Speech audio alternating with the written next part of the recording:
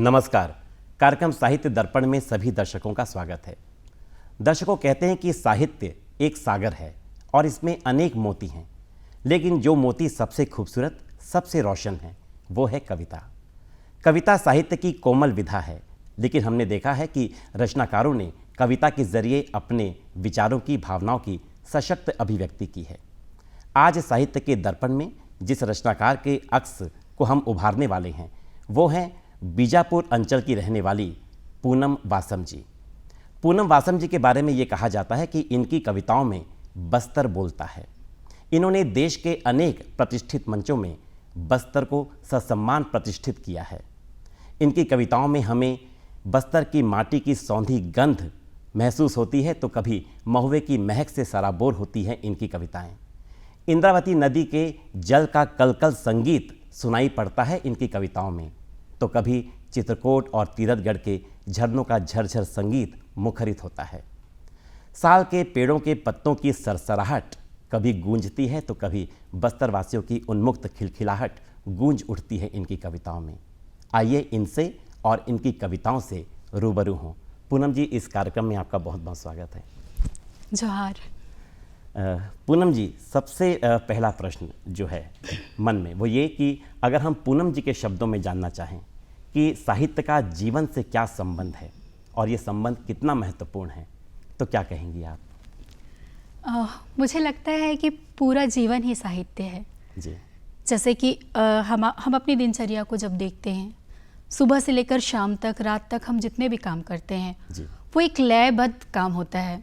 उस लय में एक खनक होती है, और ये जो खनक होती है वही मुझे लगता है कि वही साहित्य है। क्या बात है। तो जीवन और साहित्य, जीवन के बिना साहित्य नहीं और साहित्य के बिना जीवन में मिठास नहीं है। क्या बात है, बहुत सुंदर परिभाषित आपने किया है।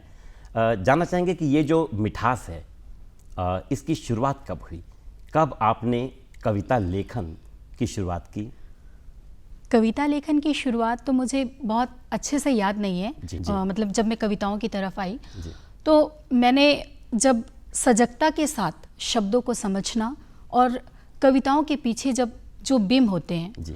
उन बिंब को समझना और एक कवि किस स्तर पे जाकर कौन सी बात किस तरीके से कहना चाहता है वो समझना शुरू किया, तो मुझे कविताओं से अपने आप प्रेम होता चला गया। और जब मैंने पढ़ना शुरू किया तो चंद्रकांत देवताले जी को मैंने पढ़ा, वो मेरे सबसे प्रिय कवि हैं। फिर अरुण कमल जी को पढ़ा, नरेश सक्सेना जी को पढ़ा, अशोक वाजपेयी जी को पढ़ा, और इस तरह से जब मैं अपने बड़े कवियों को पढ़ती गई तो मुझे लगा कि ये कविता ही है जो आपको संतुष्ट कर सकती है। क्या बात है। आपके भीतर जो द्वंद्व है, जो प्रेम है, आप जो कहना चाहते हैं, जो अभिव्यक्ति है, शब्दों में बहुत ताकत होती है। जी। तो ये कविता ही है जो बह के बाहर निकलती है पन्ने पे और वो लोगों तक पहुंचती है, तो आपको एक संतुष्टि जैसे कहते हैं जीवन से, वो मिलना शुरू होता है। तो ये आत्मसंतुष्टि का सबसे बड़ा जरिया है। जी। तो लेखन की शुरुआत अनायास हो गई, बहते हुए, ये कह सकते हैं। बिल्कुल बिल्कुल। और मेरे मन में एक प्रश्न था कि मैं आपसे पूछूं कि कविता क्या है आपके शब्दों में, तो मुझे लगता है कि ये सारा जो है परिभाषा सारी आपने तो अभी दे दी है। अब सवाल ये उठता है कि इन कवियों के अतिरिक्त जीवन में क्या कहीं से आपने प्रेरणा ली, या वो कौन सा क्षण था जब आप प्रेरित हुई कि अब आपको कविता लेखन मुख्य धारा में आकर करना चाहिए? जी। ये मुझे अच्छे से तो याद नहीं है, लेकिन मैंने जैसे अभी कहा कि जब मैं सजग दृष्टिकोण से जब पढ़ना चालू किया मैंने, हाँ। तो मैंने देवताले जी की एक कविता पढ़ी थी कि हाई कमान नंगे बस्तर को कपड़े पहनाएगा। हाई कमान नंगे बस्तर को कपड़े पहनाएगा। और इस कविता, ये बहुत लंबी कविता है, इसकी बहुत सारी पंक्तियां तो मुझे याद नहीं है, लेकिन एक पंक्ति थी उसमें कि बस्तर की पीठ पे कितने ही चाबुक के निशान हैं। तो वो कविता पढ़ते हुए अन्याय ही आपके भीतर, पता नहीं, एक जो आपके रोंगटे खड़े हो जाते हैं, उस तरह की मुझे फीलिंग्स आने लगी। और मैं पढ़ते हुए बहुत अपने आप को ऐसा महसूस करने लगी कि जब कोई बाहर का कोई कवि बस्तर को इस दृष्टिकोण से देखता है, यहाँ की चीज़ों को इस दृष्टिकोण से देखता है, वो यहाँ के लोगों से इतना प्रेम करता है, यहाँ के लोगों से उसकी इतनी फिक्र है, उसकी इतनी परवाह है कि यहाँ की संस्कृति को लेकर वो इतनी लंबी चौड़ी कविता लिख सकता है। तो हम स्थानीय लोग क्या इस पे कुछ काम नहीं कर सकते? मुझे उस कविता ने इतना ज़्यादा प्रेरित किया कि अब भी जब मैं उस कविता को पढ़ती हूँ तो मेरा दिल धक धक करता है, धड़कनें बढ़ जाती हैं और मैं एक फ्लो में आके पता नहीं मैं कैसे और कहाँ से फिर से लिखना शुरू कर देती हूँ। तो ये कह सकते हैं कि वो कविता मेरे लिए प्रेरणा है जिसे मैं बार बार पढ़ती हूँ। केवल दो जो पंक्तियाँ हैं सुन करके मुझे लगता है कि मेरे अंदर भी वो पूरा जो एक विद्रोह है, एक पीड़ा जो है वो मैं भी महसूस करने लगा हूँ। तो जाहिर सी बात है कि पूरी कविता अपने आप में कितनी प्रेरणादायी रही होगी। इस प्रेरणा से जो उपजी है कविता आपकी, इस दौर में हम सुनना चाहेंगे इस मुकाम पर और सभी दर्शकों को सुनाना चाहेंगे। जी बिल्कुल। एक कविता, ये शीर्षक है कविता, जहाँ ईश्वर की मौत निश्चित है। सबने बांट लिए अपने अपने ईश्वर, जंगल नदी पहाड़ ही आए हमारे हिस्से। हमने गढ़ा अपना देव अपनी शर्तों पर। क्या बात। हमारे हिस्से जंगल था सो हमने लकड़ी में प्राण फूंक दिए। बहुत सुंदर। हमने ईश्वर की बनाई हुई दुनिया में अपने हिस्से का संसार अकेले ही रचा। तुलार पर्वत ने किसी चित्रकार की तरह आंगा की तस्वीर उकेर दी पत्थरों पर। बहुत सुंदर। ताकि पहचान सके हम अपना देव। हमारे हिस्से पहाड़ थे सो हमने पहाड़ों की कठोर भाषा में तय किए अपने जीवन के मूल मंत्र। क्या बात है। देव की नाल काटती गांव की औरतें शल्य चिकित्सक की भांति सतर्क होती हैं, जैसे किसी ने कंप्यूटर में भरा हो कोई सॉफ्टवेयर। वैसे ही वे भरती हैं आंगा देव के हृदय में चलती फिरती हड्डियों के लिए प्रेम। देव ने हमें नहीं, हमने देव को दिया जन्म। क्या बात है। देव की उम्र निर्धारित होती है। देव यह मनुष्यों की तरह जीता खाता हंसता बोलता है। देव की मनमानी की परिधि तय है। धर्म ने ईश्वर बांट दिए परंतु हमने देव को काम। देव यहाँ मूक दर्शक की भूमिका में नहीं आते। संकेतों में संवाद की प्रक्रिया चलती रहती है। भक्त की मांग पूरी करना देव की पहली जिम्मेदारी है। एक हाथ दे एक हाथ ले वाली कहावत भक्त व देव के बीच प्रार्थनाओं का पुल बनाते हैं। बहुत सुंदर, बहुत सुंदर। मनुष्यों की बनाई हुई दुनिया की सारी ईंटों को एक दिन भरभरा कर गिर जाना है, फिर देव कैसे अजरमर हो सकते हैं। हमारे हिस्से नदी आई थी सो हमने सौंप दिया नदी के पानी को देव के हिस्से का सारा पुण्य। आंगा देव अब देव नहीं बल्कि सोमारू की देह बनकर पुनर्जन्म लेते हैं बस्तर की मिट्टी में। जहाँ ईश्वर की मौत निश्चित होती है वहाँ मनुष्यों के जिंदा रहने की गुंजाइश बढ़ जाती है। क्या बात है। कहीं ना कहीं आपने सोमारू जो नाम एक लिया, पूरा प्रतिनिधित्व कर रहा है वो बस्तर के आदिवासी समाज का, यहाँ के ग्रामीणों का। तो उसमें आपने जो देव को हमें दिखाया है, हमारे सभी दर्शकों को दिखाया है, ये अपने आप में बड़ा विलक्षण है। तो निश्चित ही ये कविता जो है वो हर दौर के लोगों को, हर उम्र के लोगों को भीतर तक छू जाएगी, मुझे लगता है। शुक्रिया। अच्छा, ये विषय बड़ा अनूठा था आपका इस कविता का। जी। तो मन में एक प्रश्न उठ रहा है कि देखिए विषय तो अनेक हैं, आप अपनी कविताओं के लिए विषय का चुनाव किस आधार पर करती हैं, कहाँ से करती हैं? देखिए मेरा मानना है कि आप जिस मिट्टी में पले बड़े हैं जी, उस लोक में यदि आप जाते हैं, उस रस रंग में यदि आप जाते हैं, वहाँ की लोक संस्कृति के भीतर यदि आप जाते हैं, वहाँ के लोगों से यदि आप जुड़ाव है तो उनके जीवन द्रव्य की जो चीज़ें हैं वो आपको प्रेरित करती हैं कि आप कविताएं लिखिए। और मुझे ऐसा लगता है, मेरा ऐसा मानना है कि आपका लोक आपको कभी खाली हाथ नहीं लौटाता। क्या बात है। जब मैं सब्जी खरीदने बाजार जाती हूँ तो भी मैं देखती हूँ कि एक सब्जी वाली किस तरह से बातें करती है, किस तरह से आपको वो सब्जी दे रही है, उसके बोलने का ढंग, उसके काम करने का तरीका, उसकी जो सब्जी उगाने से लेकर मार्केट तक लेकर आने तक की उसकी जो संघर्ष की जो कहानी है वो भी आपकी एक कविता का विषय वस्तु बन सकता है कि हमारे यहाँ स्त्रियाँ किस तरह से सेल्फ आत्मनिर्भर हैं, किस तरह से वो कमा रही हैं, किस तरह से वो संघर्ष कर रही हैं और किस तरह से वो अपने परिवार को चलाती हैं। इसके अलावा जो भी आपके आसपास आपका जो परिवेश है, जैसे मैं स्कूल जाती हूँ, मैं बच्चों को पढ़ाती हूँ, तो मैं प्राथमिक स्कूल के बच्चों को पढ़ाती हूँ। जब बच्चे खेलते हैं तो मैं उन्हें बहुत गौर से देखती हूँ। जो बच्चे आपस में बात करते हैं तो उनके बीच जो बातें होती हैं, जी। उनकी जो वार्ता है आप सुनेंगे तो आपको लगता है कि इससे सुंदर कोई कविता और हो ही नहीं सकती है। क्या बात है। आप वहीं से विषय उठाते हैं। जी। और मैं जिस जगह पे रहती हूँ, जहाँ रहती हूँ, आपको पता है कि वो भरमार है विषय वस्तुओं की। जी। चाहे वो लोक संस्कृति की बात हो, चाहे जीवन की बात हो, चाहे जीवन के जीने के तरीकों की बात हो, चाहे खुशी की बात हो, चाहे मेले मड़ई की बात हो, चाहे मतलब हमारे पास विषयों की कोई कमी नहीं है। मतलब जनजाति जो परिवेश है आपका, परिवेश है हमारा, साथ में वनांचल। तो हमारे पास विषय की कोई कमी नहीं है। बस कमी ये है कि हमारा जो दृष्टिकोण है कि हम चीजों को कैसे देखते हैं, कितना प्रेम करते हैं, मतलब उन सब विषय चीजों के से। संदर्भ में भी अथाह सागर है हमारे पास, जी। कोई हमें कमी बस नहीं चुनना है। है, हमें बस चुनना है, विषय रूपी मोती चुनना है। वो खुद आपको चुन लेते हैं कि क्या बात है। आप कैसे इसको जी। अभिव्यक्त कर पाते तो हैं। यही है कवि का मन, जी, कि विषय स्वयं जो है कवि के मन को प्रेरित कर दे, प्रेरित करता है। क्या बात है, बहुत सुंदर अभिव्यक्ति आपने की। आपसे जानना चाहेंगे इस मोड़ पर कि साहित्य कहते हैं एक दर्पण होता है समाज का, क्या लगता है कितनी सच्चाई है इस बात में?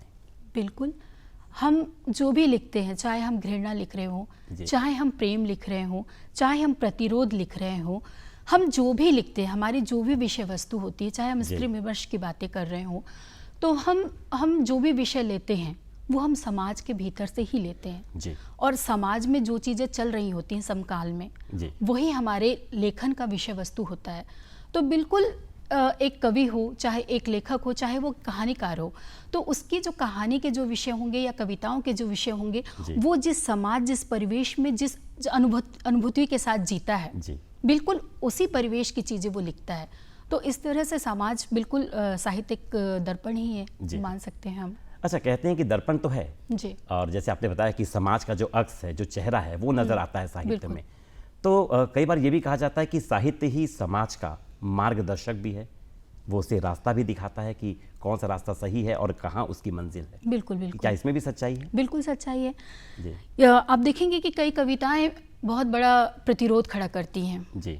कई कहानियां और कई गद्य ऐसे प्रतिरोध खड़ा करते हैं कि सिस्टम को सोचना पड़ जाता है जी। कि वो मतलब हिला के रख देती हैं चीज़ों को। जी।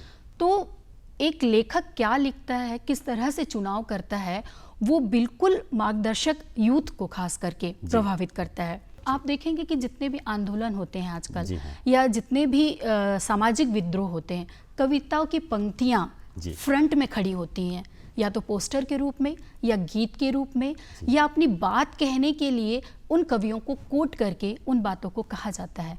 तो एक लेखन जो है, मतलब या ये जो कविताएं हैं, वो सचमुच बिल्कुल प्रतिरोध खड़ी करती हैं जी, एक तैयार करती हैं, भूमिका निभाती हैं। हाँ, भूमिका मार्गदर्शन की भूमिका तैयार करती है। ये तो प्रतिरोध की बात हुई। वहीं प्रेम की बात को हम यदि लेते हैं तो वो प्रेम भी लोगों के भीतर भरती हैं। कुछ पंक्तियों को आप पढ़ते हुए महसूस करेंगे कि ये तो बिल्कुल जैसा मेरे जीवन में घट रहा है, बिल्कुल कवि ने वैसा ही लिखा है। तो आप उस प्रेम को भी महसूस करते हैं। और कहते हैं ना, किताबें आपके जीवन को बदलने के लिए सबसे जरूरी गुरु हैं। तो ये प्रेम, ये प्रतिरोध, ये मार्गदर्शक की भूमिका, बिल्कुल ठीक, और ये दर्पण, इन सब को मिला करके जो कविता आपकी तैयार हुई है, अब इस मुकाम पर वो सुनना चाहेंगे आपसे। माफ करना इस बार कविता का शीर्षक है। ये एक तरह से आप प्रेम कविता मान सकते हैं कि एक आदिवासी स्त्री अपने प्रेमी के लिए क्या सोचती है। उसकी इच्छाएं बहुत बड़ी नहीं होती हैं, वो अपने प्रेमी से बहुत बड़े बड़े डिमांड नहीं करती हैं। तो बस उसी पे ये कविता है, प्रेम कविता समझ सकते हैं इसको। माफ करना इस बार। जैतालूर मेले में आने की खबर जरा देर से दे रही हूँ तुमको, माफ करना इस बार।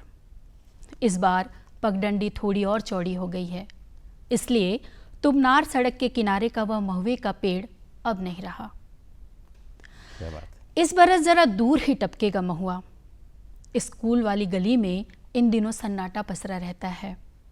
बच्चे जोर जोर से चिल्लाकर नहीं पढ़ते ABCD, जाने क्या बात हो गई। सुंदर। खेत उदास हो गए हैं धान की फसल कटने पर, ऐसे जैसे मैं उदास बैठी रहती हूँ घंटों निमिट चौक पर। क्या बात है। दुगोली तालाब में खिलने वाले सारे गुलाबी कमल तोड़ लिए हैं मैंने। हरी मटर के साथ बैगन और ढीस की सब्जी बनाकर रखूंगी तुम्हारे लिए। तुम जो कहोगे तो सुक्सी झोर संग भात रांग दूंगी। क्या बात है, बहुत सुंदर। तुम जो कहोगे तो सुक्सी झोर संग भात पका दूंगी। आते वक्त कोई बाजार पड़े राह में तो एक चीप माला लेते आना मेरे लिए। इस बार गंगालूर हाट जाते हुए पहन कर जाऊंगी वही नीली साड़ी। बाबा इन दिनों परेशान रहते हैं आयतू को लेकर। जाने कौन सी कंपनी में काम करता है, महीनों घर नहीं आता। पास के जंगल से कभी कभी उसके शरीर की गंध जैसी मुझको आती रहती है। क्या बात है, बहुत सुंदर। आजकल मात्राओं की किताब पढ़ रही हूँ, ह से हरा। आजकल मात्राओं की किताब पढ़ रही हूँ, ह से हरा जंगल, ह से हरा खेत ही नहीं होता बल्कि ह से हरा मन भी होता है। क्या बात है। कोई पोस्ट कार्ड पर लिखता है प्रेम पत्र, कोई अंतर्देशी पर। हाल ही के दिनों पे व्हाट्सएप पर लिखी गई हैं खूब प्रेम कविताएं। मुझे प्रेम की समझ है परंतु कविताओं की नहीं। मैंने तेंदू के पत्ते पर लिखी है तुम्हारे लिए प्रेम चिट्ठियां। बहुत सुंदर। तुम तक पहुंचते हुए पत्ते थोड़ा मुरझा जाएंगे। हवा को जरा हाथ हिलाकर जोहार कह देना, वह मेरी चिट्ठी बांटने में तुम्हारी सहायता करेगी। पढ़ना बराबर मात्रा लगाकर कि लिखा है मैंने तुम्हारे लिए। सुख पहाड़ी नाले की तरह हो, दुख बादल सा आवारा हो। नदी हमारी हो, जंगल हमारा हो। बहुत सुंदर। तेंदू से मीठा कुछ हो अगर इस धरती पर तो वह बस प्रेम हमारा हो। एदना तुझो मन की। क्या बात है। ये पूरे बस्तर के चप्पे चप्पे से आप लोगों ने चुन लिया है इसके लिए और उसको पिरो करके आपने ये कविता बना दी है। फिर मैंने कहा ना कि मुझे लगता है कि मेरी जो पुरखिन है जी हाँ। वो बहुत सालों से एक टोकरी पकड़ के महुआ बिन रही है जी। और अब तक उसकी टोकरी भरी क्यों नहीं महुए से, मैं ये सोचती हूँ। तो मुझे लगता है कि उसकी टोकरी महुए से नहीं भरने वाली है। जी हाँ। उसकी टोकरी भरेगी भाषा से। क्या बात एक है। प्रतिरोध की भाषा से, जो मैं चाहती हूँ कि मैं उसे देकर जाऊं कि ये भाषा है, प्रतिरोध की है। तुम खड़ी हो जाओ और लड़ो तो तुम्हारी टोकरी जो है वो महुए से भरी हुई मिलेगी। अब अपने आसपास के परिवेश से थोड़ा हट करके हम आपसे ये जानना चाहेंगे कि जैसे स्वतंत्रता आंदोलन का समय था तो साहित्य ने, कविताओं ने बड़ी सशक्त भूमिका निभाई थी। क्या लगता है कि आज के दौर में कविता की राष्ट्रीय भूमिका, राष्ट्रीय जिम्मेदारी क्या है? राष्ट्रीय मुद्दे जो हैं वो हमारी कविताओं में या हमारे लेखन में ये हमारी जिम्मेदारी बनती है कि समाज के भीतर या राष्ट्र के भीतर जो द्वंद्व चल रहे हैं या राजनीति को लेकर हमारी क्या समझ है या समकालीन परिवेश को लेकर हम किस दृष्टिकोण से चीज़ों को देख पा रहे हैं या जो समकालीन परिवेश है वो किस तरह से लोगों का शोषण कर रही है या किस तरह से सिस्टम चलाया जा रहा है। तो वो सारी चीज़ें भी हमारे लेखन का एक तरह से मुद्दा होना चाहिए क्योंकि जिस राष्ट्र में हम रहते हैं उसके अच्छे बुरे सबकी जिम्मेदारी एक नागरिक की होती है। जी हाँ। तो एक नागरिक होने के साथ साथ, एक कवि होने से पहले हम एक नागरिक हैं जी। तो एक नागरिक होने के साथ साथ हमारी भूमिका बहुत महत्वपूर्ण हो जाती है तब जब आप लेखक होते हैं या आप कवि होते हैं। तो आपको अपने ऐसे राष्ट्रीय मुद्दों पे भी आपको समय समय पे अपना लेखन रखना चाहिए। बिल्कुल, बहुत सही कहा आपने कि एक रचनाकार जो होता है, मतलब राष्ट्र अगर खुश है, सुखी है, विकसित है तो सीधा प्रभाव जो है प्रत्येक नागरिक को पड़ेगा। तो यहीं अगर कहीं विसंगतियां हैं तो उसका खामियाजा भी नागरिकों को भुगतना पड़ता है। जी बिल्कुल, क्योंकि आपके राष्ट्र में यदि द्वंद्व चल रहा है, आंदोलन चल रहे हैं, सिस्टम में उलट पुलट है और आप चैन से अपने कमरे में कैसे सो सकते हैं? तब प्रेम की कविता नहीं बनती। तब आपकी प्रेम की कविता आप कैसे लिख सकते हैं? आपसे जानना चाहेंगे कि अगर हम बाल साहित्य की बात करें, देखिए बाल साहित्य इन दिनों कुछ कम रचा जा रहा है और ऐसी लगातार समाज में शिकायत का स्वर जो है उभरता है। बिल्कुल। क्या लगता है कि बाल साहित्य कितना महत्वपूर्ण है और किस तरह के विषय बाल साहित्य के होने चाहिए? बिल्कुल, बाल साहित्य बहुत ज़्यादा महत्वपूर्ण है क्योंकि साहित्य की जो विधा है, जी हाँ, उसमें सारी विधाएं तो है ही है लेकिन बाल साहित्य पे बहुत कम काम हो रहा है। तो मैंने ये चीज़ नोटिस किया है, अभी मैं देखती हूँ कि जैसे मैं बच्चों को पढ़ा रही हूँ तो मेरे पास ऐसी कोई कविता नहीं आती है कि मैं अपने परिवेश को या आसपास के मुद्दों को या उनकी दिनचर्या को या एक शिष्टाचार कह लें जिसे, हाँ, या नैतिक ज्ञान जिसे कह लें या चीज़ों को बताने के लिए उनके भीतर रुचि जगाने के लिए मेरे पास ऐसे कोई शब्द या कोई ऐसी कविता सामने नहीं आती हैं। तो बाल साहित्य को लेकर बहुत काम होना चाहिए मुझे लगता है। और जैसा आपने कहा कि शिष्टाचार है, ये सारे विषय होने चाहिए इसमें, रोचक भी होना चाहिए, कलिष्ठ शब्दों का इस्तेमाल ना हो, बच्चों के रुचि के अनुरूप हो, उनके स्तर और उनकी समझ के हिसाब से हो। तो एक पत्रिका निकलती है भोपाल से, साइकिल, और उस पत्रिका ने बाल साहित्य को बहुत बढ़ावा दिया और उस पर बहुत बड़े बड़े कवियों ने बाल साहित्य को लेकर बहुत अच्छी कविताएं लिखी हैं और लिख रहे हैं। तो मुझे लगता है कि आगे जाके हमारे आसपास के जो लोग हैं जिनको थोड़ी भी साहित्य में रुचि हो, समझ हो, तो वो बच्चों के लिए हम एक परिवर्तन जो है नजर आ रहा है, सकारात्मक। जी, इस परिवर्तन की बात करते हुए आपसे एक कविता हम और सुनना चाहेंगे इस मोड़ पर। जी, जंगल से हूँ तो मैं एक जंगल की कविता सुनाती हूँ। बिल्कुल जी। जंगल का आत्मकथ्य। जंगल का आत्मकथ्य। आत्मकथ्य जी। इन दिनों मैं किताब नहीं पढ़ रही हूँ जी, इन दिनों मैं पढ़ रही हूँ जंगल। क्या बात है। कहानियों में पता लगा रही हूँ पलाश के मुरझा जाने का कारण। जंगल अपने आत्मकथ्य में लिखता है, उसकी प्रेमिका का हाथ पकड़कर पतझड़ ले गया उसे उस ओर जिस ओर लगी थी बड़ी भयानक आग। बहुत सुंदर। पृष्ठ संख्या 2020 पर एक जगह जंगल लिखता है, पानी की तलाश में भटकता हुआ प्यासा हिरण उन्हें और स्वादिष्ट लगता है। क्या बात जी। जब जंगल की आग में भूनकर बित्ता भर रह जाती है उसकी देह, हिरण क्या जाने जरूरी विमर्श क्या है, हिरण की प्यास, हिरण की मौत या हिरण का गोश्त। क्या बात है, एक बड़ा प्रश्न चिन्ह है यहाँ पर। बीच में कहीं जान माल हानि का उल्लेख करते हुए लिखा है जी। नुकसान का क्या है, वही पुरानी जड़ी बूटियों का जलकर राख हो जाना। नई पौध के लिए फल ने कौओं और कोयलों की आंख से बचा कर रखा था जो कुछ, वह सब बांस के जलते कोपलों के साथ पट पट कर शोक गीत गाते हुए विदा ले रहे हैं। अब शोक गीत, क्या बात है, बहुत सुंदर। कैसी तो प्रजातियां थी गहरे कुएं में धसी, जिनकी देह में एक सभ्यता की अंतिम पंक्तियां लिखने भर की हिचकी बाकी है। बच्चों के लिए लिखते हुए जंगल बड़बड़ाने लगता है जी। जंगल में आग लगी, दौड़ो दौड़ो। बहुत सुंदर। भागता वही है जिसके पैर के घावों में जंगल की मिट्टी का लेप लगा हो। बच्चों को गाते हुए भीड़ में रेलगाड़ी बनाकर भागना अच्छा लगता है। बच्चे अभी भी इस गीत को खेलते हुए गाना नहीं भूलते। बच्चे क्या जाने जरूरी विमर्श, जंगल की आग, जंगल की दौड़ या जंगल की मौत। बहुत सुंदर। पृष्ठ संख्या 2021 के अंत में जंगल ने अपने आत्मकथ्य को व्यवस्थित करते हुए लिखा है कि खरगोश, उल्लुओं, बाघों और चींटीखोर की खत्म होती प्रजातियों पर कवियों को लिखनी होगी कविताएं। क्या बात है। कहानियों में जंगल के चरित्र चित्रण पर कुछ काम किया जा सकता है। बीज, मिट्टी, फल, फूल, हवा और पानी का अपना भी सृष्टि विमर्श होता है। क्या बात है। अंतिम पृष्ठ पर बस यही लिखा था कि जब कभी लौट कर आना चाहे जंगल के बाशिंदे अपनी जगह, तो उन्हें निराश मत होने देना। यह लैपटॉप की स्क्रीन पर लगी आग नहीं है, यहाँ सचमुच जंगल में आग लगी है, दौड़ो दौड़ो। क्या बात है। जंगल की जुबानी है लेकिन पूरे दौर को समेटा गया है।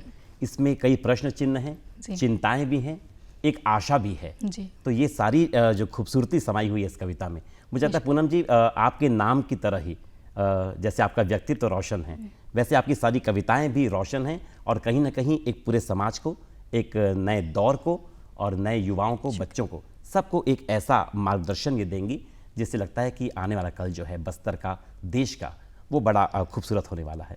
इस कार्यक्रम में आने के लिए, अपनी कविताओं के जरिए हमारे दर्शकों से रूबरू होकर के ये बताने के लिए कि कविताएं एक राष्ट्रीय जिम्मेदारी लिए हुए भी होती हैं, अपने आसपास से विषय भी चुनती हैं, इन सारी बातों के लिए हम आपका बहुत बहुत धन्यवाद करते हैं। शुक्रिया मुझे बुलाने के लिए। जोहार। जय जोहार।